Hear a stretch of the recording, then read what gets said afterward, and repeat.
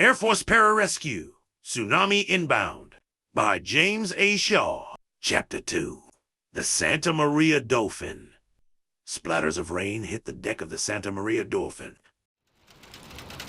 The old fishing boat labors along as she batters. Rising ocean swells. Her heavy bow breaks through the zigzagging ocean current. Her tarnished coat of black with white accent letters spelling Santa Maria Dauphin had seen better days. But she is still a prize to behold at sea. Built in 1977, the 103-foot steel crabbing vessel is handcrafted out of the shipyards in Seattle. She sports double anchors and a robust diesel engine, which turns a rear 5-blade propeller. She holds 150 crabbing pots and is specifically designed for fishing Alaskan king crab in the Arctic waters. She can hold 20,000 gallons of fuel and stay at sea for over a month. Since her birth, she has fished the Alaskan waters without ever missing a season. Even when her machinery breaks, she is patched together and continues mission without missing a beat. She is trustworthy and seaworthy and has survived countless Arctic storms, brushing off rogue waves. Based out of Vancouver, Canada, the Santa Maria Dauphin is manned by a 6-person crew. Their names are Cookson, Merrick, Sergio, and brothers, Otto and Mario. At the helm of this rugged fishing vessel is the widely known skipper, Igor Zidane. He is an odd man, with a constant poker face. He is a lover of naval history, and a heavy smoker whose hidden health issues causes him to be unstable at times.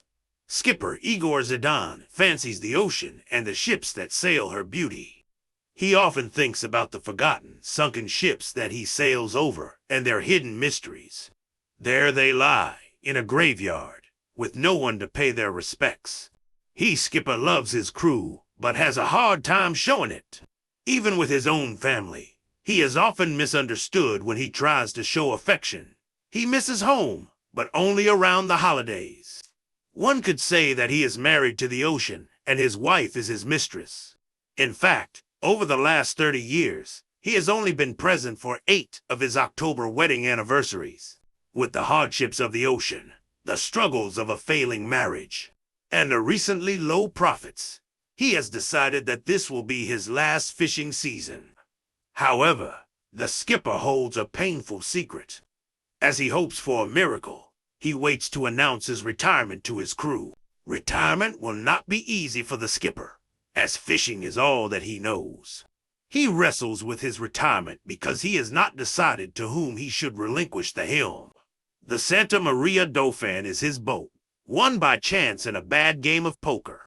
Statistically, he should not have won the hand, but he did. It was pure luck, and the odds were not in his favor. He swore he would give up gambling and drinking, but he has never made good that promise. Winning the Santa Maria Dauphin meant the world to him. He had poured all his life savings into making the ship the best outfit at sea.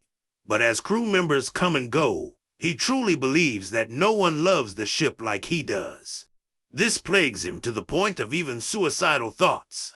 Sometimes, he thinks about drifting out to sea, aimlessly, hoping for a great storm to overtake and sink his ship. He does not desire such a tragic end. But when he thinks about death, this is the death he envisions. His final words would be, "Abandon ship." He would then stay on board and go down with his vessel. He would never have to choose a successor. In his 30 years on the Santa, he has only met with disappointment from those he trusted. His current mindset: keep the men alive and, if possible, decide who will take on the position of skipper next. The skipper sails due east to the safe harbor in Homer, Alaska. Earlier weather updates reported thick fog for approximately 3 hours, before lifting around noon. Up ahead, the skipper spots the heavy fog and annotates it in his log. The fog causes him to pull out his binoculars. The skipper scans from his wheelhouse, over the 150 crab cages. Somewhere in the far distance lies his destination. Unbeknownst to the crew, the skipper has decided to return early. Just a few weeks ago, the Santa Maria Dauphin had left Homer to battle the seas and capture their prize money in Alaskan king crabs. He knows that this early homecoming is going to cost him roughly $36,000. In lost revenue, and create a rift between him and the crew. Over the years, the return of money has been good for the crew, but in recent times the lackluster production of crabs has been quite costly for their livelihoods. They have managed to stay positive and supportive of the skipper, but fishing king crabs comes down to one thing: location. It is the skipper who makes the determination of where and when to fish. Despite other crabbing vessels pulling in legendary loads last year, and with reports over the radio of other great hauls this fishing season, the Santa Maria Dauphin has little to show. Their hull is practically empty, and the fishing season is coming to an end. Once the crew hear of the early return, their attitudes will change. Money is the sole reason that many of them sail under the Santa Maria Dauphin's flag. Below deck, the first mate, 3 deckhands, and the ship's mechanic, who also happens to be the cook, rest. The first mate and a deckhand are 2 European-born brothers, Otto and Mario. Both are new fathers. The brothers are looking forward to returning home to provide for their spouses and newborn children. They work together, but also respect each other's role on the ship. Otto is the first mate. He is second in command of the ship. He takes orders from the skipper and then delegates those orders to the men. Mario is a new deckhand and looks up to his older brother Otto. It all started with their oldest brother Johann joining the Santa Maria Dauphin a little over 10 years ago. Since the siblings are all 5 years apart, the skipper offered Johann a pay raise if he could get his younger brother Otto to join. The invite worked, and Otto joined the crew at the age of 18 after graduating high school. However, things went badly for the older brother Johann, as he struggled to make the skipper happy. Otto remembers clearly that day at sea in his first fishing season. The hours had been long, sleep had been delayed, and the ship had been flooded with crab. Everything should have been perfect. Johann had come into the quarters bay, smelling of alcohol. Johann stammers. He almost falls over. He says, "Damn old man."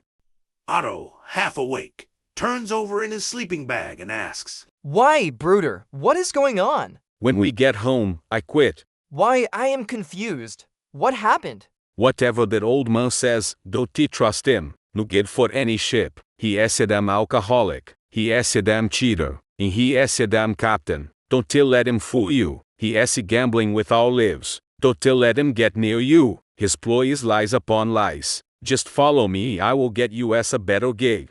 When the ship had docked later that day, Johann kept to his word by quitting and refusing what the skipper offered.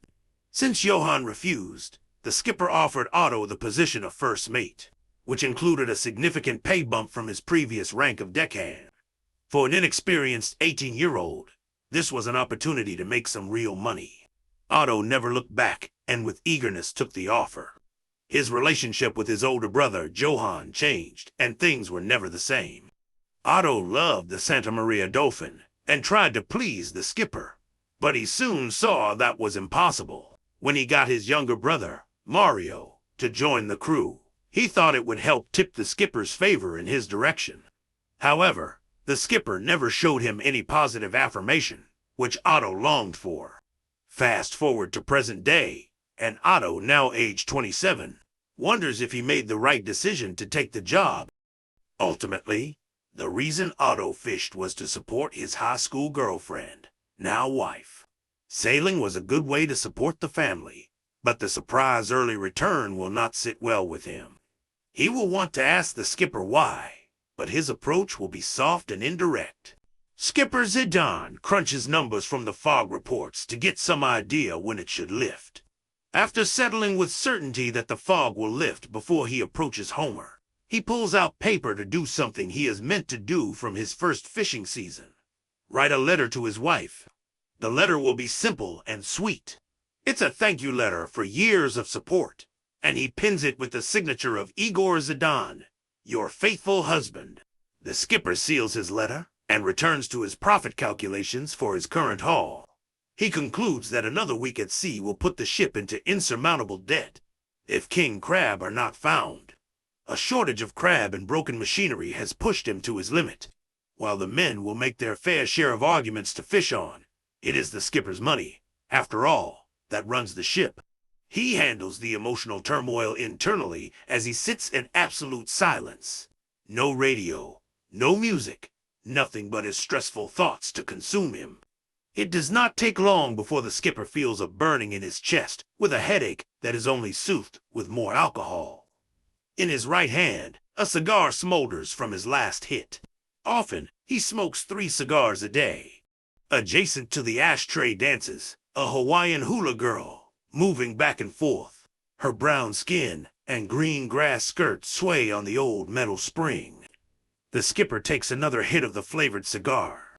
His eyes dilate red, bloodshot from lack of sleep and years of living at the wheel, worrying about the lives of the men he sails with, whom he calls family. On the radar, the waves intensify with each minute closer to Homer. He sees a horizontal line that stretches across the radar screen. He taps the screen to make sure it's working. The line is north of his location. After tracking his position using both nautical maps and GPS, he determines his return is 90 minutes out.